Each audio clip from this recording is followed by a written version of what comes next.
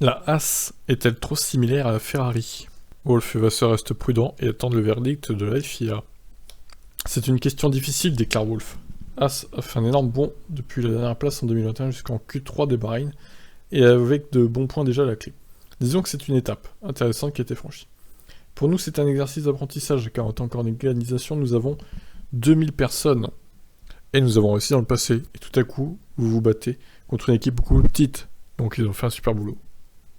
On l'aura compris en public, Toto Wolff ne veut pas se mouiller sur les collaborations entre Haas et Ferrari, et en attendant que les éclaircissements soient apportés par la FIA. Une autre équipe qui aurait pu bénéficier de cette collaboration est Alfa Romeo, mais elle a choisi au contraire de la restreindre au minimum.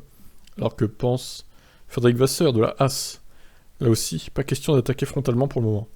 Une bonne question, c'est comme les nouvelles réglementations financières par exemple, le plus important est de pouvoir tout contrôler. Nous avons des restrictions sur la soufflerie, nous avons une restriction sur le budget. Il y en a dans tous les domaines, mais nous devons faire confiance à la FIA. Elle fait du bon travail de contrôle, et bien sûr, elle ne négligera aucun cas soulevé. Très bien, eh bien écoutez, à voir. Est-ce que là, c'est une copie de la Ferrari?